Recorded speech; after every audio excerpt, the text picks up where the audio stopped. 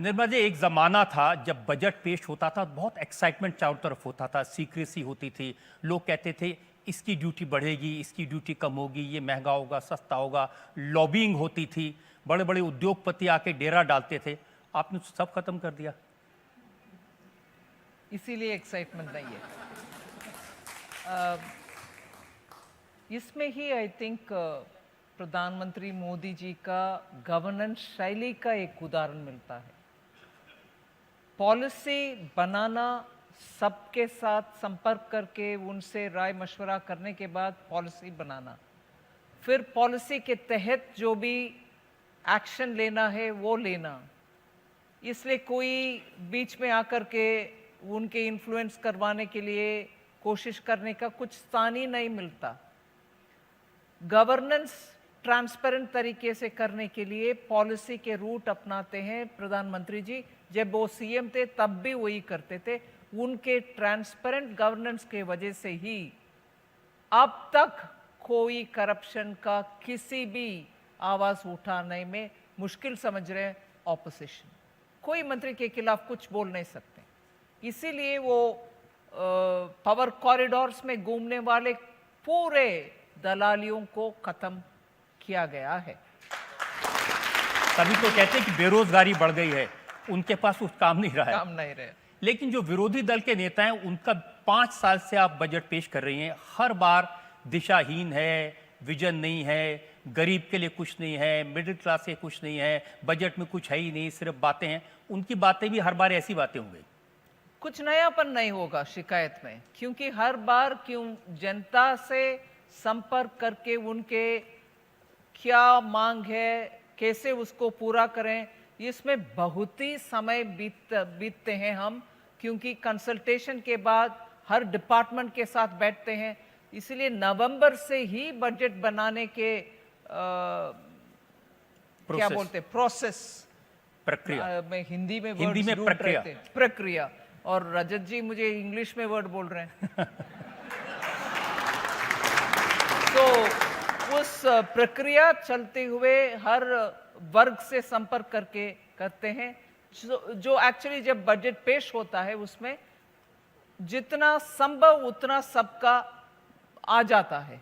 इसलिए एक्चुअली उसमें उसके खिलाफ बोलने के कम विषय मिलते हैं, और ऐसे विषय मिलते हैं जिसमें उनको रुचि नहीं रहता ऑपोजिशन को। निर्मला जी, मैं जब रिसर्च कर रहा था, देख रहा था कौन कौन लीडर कैसे कमेंट करते हैं, सबसे इंटरेस्टिंग कमेंट मिला 2 साल पहले उद्धव ठाकरे ने किया था। उन्होंने बजट पेश होने से एक दिन पहले कहा कि अब पार्टी का लीडर बन गया हूँ, मुझे रिएक्शन तो देना ही है, तो इसलिए मैंने तय कर लिया और मैं आज ही रिएक्शन दे देता हूँ। इस बजट में कुछ नहीं है, गरीब और ज़्यादा गरीब हो जाएगा, अमीर और ज़्यादा अमीर हो जाएगा। ये उन्होंने एडवांस में एक दिन पहले ही दे दिया। हाँ जी, मैं थी उस प्रोग्राम में, साथ खड़े रही, और मुझे जिस सरलता से उद्धव जी उस बात को कहा, मुझे अच्छा लगा कि इतना फ्रैंक ओपनली वो बात बोले कि आखिर विषय जितने डीपली आप समझने के लिए कोशिश करते हो वो अलग बात है। अगर रूटीन में बयान देना है, इतना ही बोल सकते हैं, गरीब गरीब हो रहा है, अमीर अमीर हो रहे हैं, आप कुछ नहीं कर रहे हैं। वो फ्रैंकनेस मुझे अच्छा लगा एक्चुअली। लेकिन ममता जी ने जो कहा वो सबसे इंटरेस्टिंग था। उन्होंने कहा ये budget clueless, useless, baseless, meaningless, actionless. उनके स्टाइल वो होता है, हर विषय में अच्छा सा इंटरेस्टिंगली बोल देते हैं कुछ, मगर वो सब उनका भी शायद एप्लीकेबल है। लेकिन एक बात उन्होंने निर्मला जी बजट के शब्दों को उनके बयान जो दे रहे हैं बजट के ऊपर, उसको उपयोग भी कर सकते हैं। यूजलेस, फेसलेस, इंटरेस्टलेस, मीनिंगलेस, बयान ऐसे नहीं देना चाहिए। और आपने एक दिलचस्प बात छोड़ दिया, मैं ऐसे बजट 30 मिनट में कर सकती हूँ, ऐसे कुछ। उन्होंने कहा कि मुझे 30 मिनट दे दीजिए, गरीबी कैसे हटानी है मैं बता सकती हूँ। ऐसे बजट में भी बना सकता हूँ। सो यूजलेस बजट बनाने के लिए उनको 30 मिनट में। I honestly wish her political leader, चाहे वो चीफ मिनिस्टर हो या कुछ और पोजीशन में आसीन हो, बजट एक सीरियस डॉक्यूमेंट है। जब आप शुरू कर रहे हैं, इंटरेस्टिंग नहीं है, एक्साइटमेंट नहीं है, बजट डॉक्यूमेंट एक्साइटमेंट के लिए नहीं है।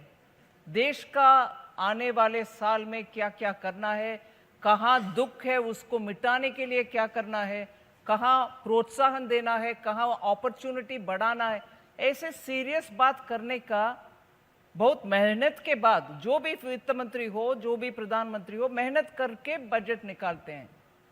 सो थोड़ा कम होमवर्क करने के बाद कमेंट करना अच्छा होगा, ना कि आजकल बजट या ऐसे पॉलिसी विषय जिनको समझ में नहीं आता वो भी सोच विचार करके कमेंट कर रहे हैं आम जनता।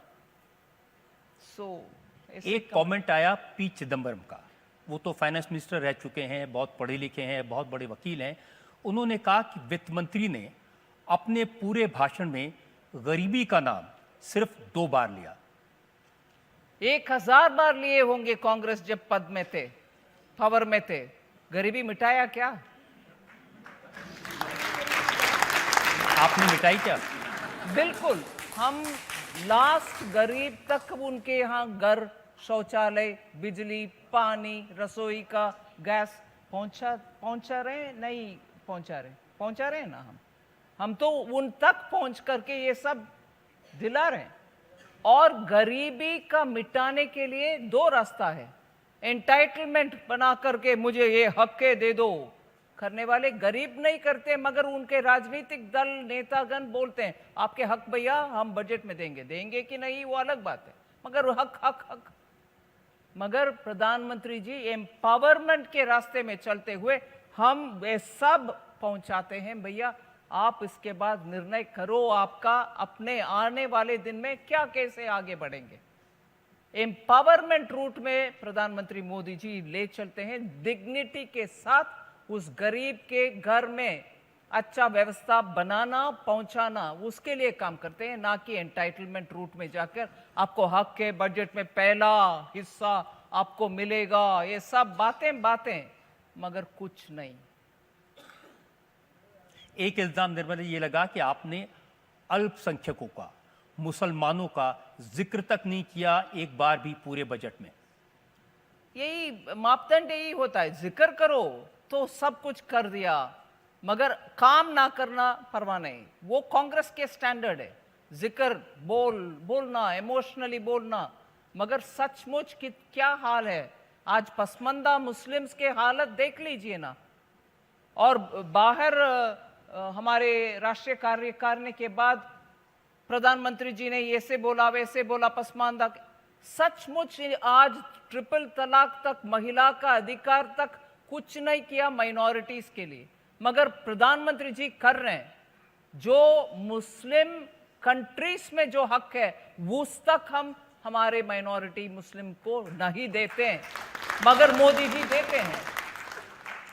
सो माइनॉरिटी के नाम बजट में लो मगर कुछ ना करो, मुझे परवाह नहीं। मगर सचमुच जब काम होता है, और राष्ट्रीय कार्यकारिणी में प्रधानमंत्री जी यही बोले, प्लीज उन तक पहुंचो, उनका दुख समझो, उनको कुछ करना है तो करो, वोट के ऊपर ध्यान ना रखना, मगर जाओ काम करो।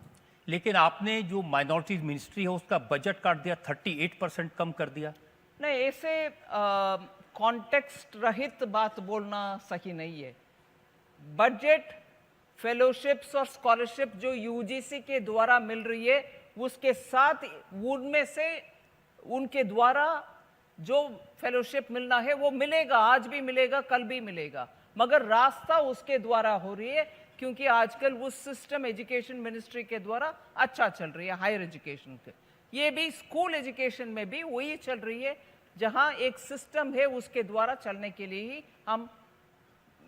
देखिए, इंप्रेशन तो ये मिला कि मदरसों के लिए 160 करोड़ था प्रोविजन, आपने उसको काट के 10 करोड़ कर दिया। आप ऐसे, जैसे मैं पहले बोला, कॉन्टेक्स्ट रहित प्रश्न पूछने में, मैं जवाब देने में लंबा चौड़ा समय लगेगा, जिससे इंप्रेशन यह होगा हाँ कहानी बोल रही है, सच नहीं है।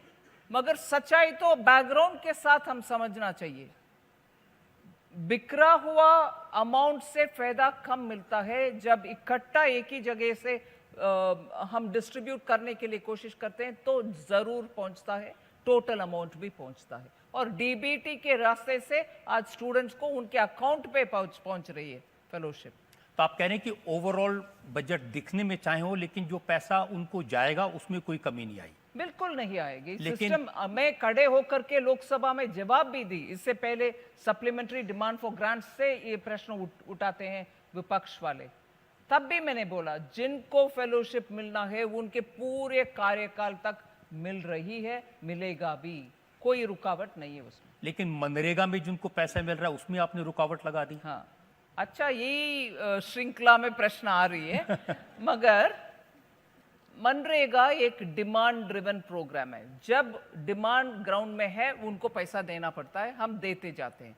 बजट के समय एक अमाउंट बोलते हैं मगर साल में चलते चलते उनको ज़्यादा होता है। जो जब मैं सप्लीमेंट्री डिमांड में आकर के मांग रखती हूँ कि और पैसा चाहिए क्योंकि डिमांड आया है स्टेट से, पिछले 3 साल में यही कर रहे हैं। बजट समय में एक अमाउंट, फिर वो चलते चलते रिवाइज्ड एस्टिमेट के समय ज़्यादा हो जाता है। Demand driven programme. इसीलिए इस बार दूसरा और विषय आपके ध्यान आकर्षण करने के लिए मैं कोशिश करूं, पीएम आवास योजना, जिससे घर बनाने के लिए पैसा मिलता है, उस घर बनाने में भी इन्हीं लोगों का मेहनत और वो रोजगार उनको इसके द्वारा मिलता है। ग्रामीण व्यवस्था में जब किसान खेती में काम करते हैं, खेती में काम करने का अपॉर्चुनिटी, मतलब फसल हो गया है, अभी कुछ खेती में काम नहीं है, तब इनको रोजगार मिलने के लिए मनरेगा प्रोग्राम है। लीन सीजन के लिए जॉब देने के लिए प्रोग्राम है।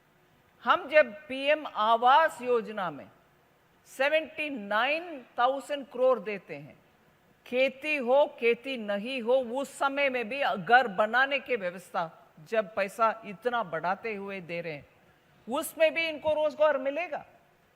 सिर्फ मनरेगा के रूट में ही देना नहीं है, दूसरे रोजगार सृजन करने वाले स्कीम के द्वारा भी दे सकते हैं।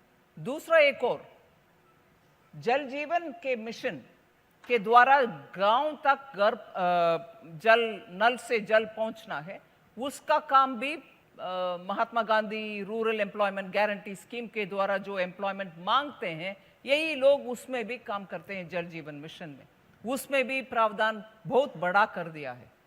सो 2 और एवेन्यूज के द्वारा जब रोजगार मिलेगा, फिर भी आप सिर्फ मनरेगा में पैसा नहीं डालें, थोड़ा होमवर्क करना पड़ता है जी।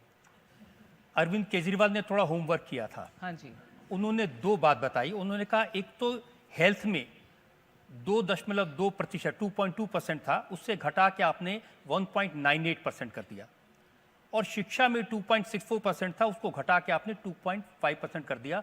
तो उनकी रिक्वेस्ट है कि शिक्षा में और हेल्थ में तो कम से कम पैसा कम मत करिए। कम नहीं किया, ये थोड़ा अगेन केजरीवाल जी उसका भी थोड़ा ध्यान दे।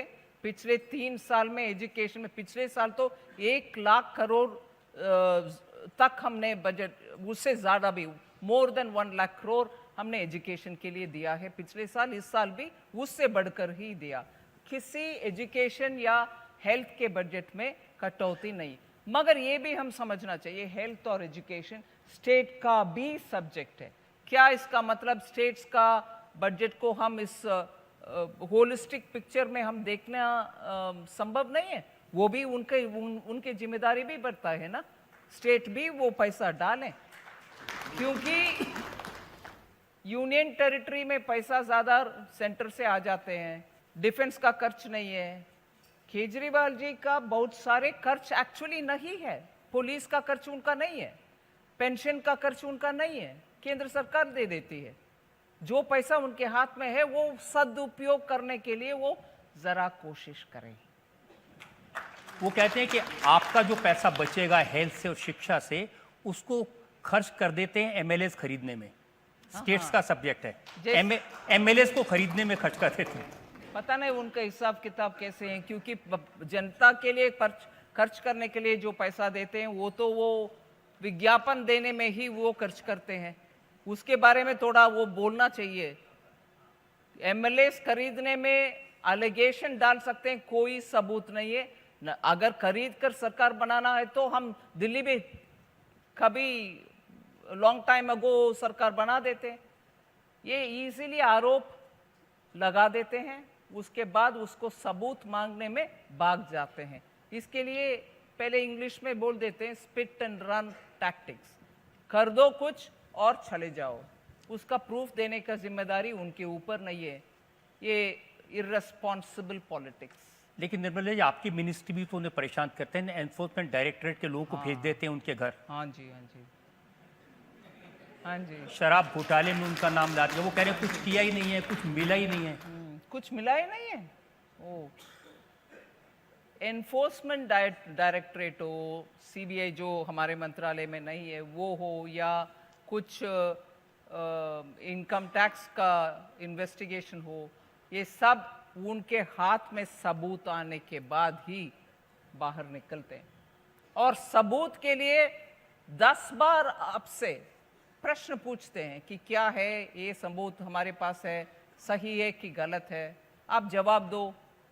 अगर आप जवाब नहीं दिया और सबूत वैसे के वैसे हमारे हाथ में है, एक्शन नहीं लिया, वो भी गलत है। इसीलिए लेंगे, आप सही समय पर जवाब दे दो, फिर आपके यहाँ नहीं पहुंचेंगे। मगर सब उधर जाकर सर्च करने के बाद कुछ नहीं मिला, ये तो गलत बात है। मीडिया इतना कवर कर रहे हो, आपको भी अच्छा लगता है इतना सारा पैसा एक ही जगह पर ऐसे पड़ा हुआ है, जैसे हमारे घर में वॉशिंग के लिए कपड़ा डाल देते हो एक कोने पर, ऐसे पहाड़ जैसे कैश मिल रही है।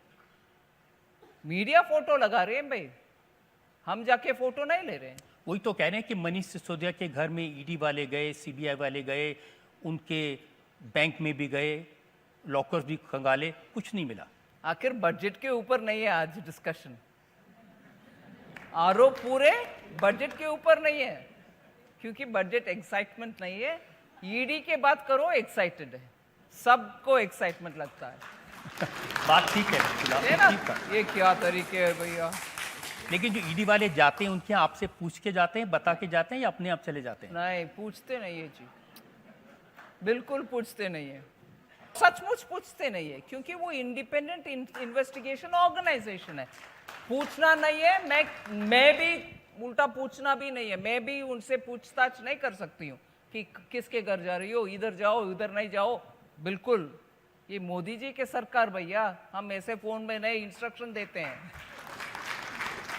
और इल्जाम है, एक जनता में से सवाल अगर कोई लोग पूछना चाहते हैं पूछिए। और मैम, मेरा आपसे सवाल है, वैसे तो आपकी सभी साड़ियाँ बड़ी खूबसूरत हैं, आप हर साड़ी में बहुत सुंदर लगती हैं, और बजट के दिन भी आपने रेड कलर की एक बहुत खूबसूरत साड़ी पहनी हुई थी, तो मैं ये जानना चाहती हूँ कहाँ से लाती हैं आप इतनी सुंदर सुंदर साड़ियाँ?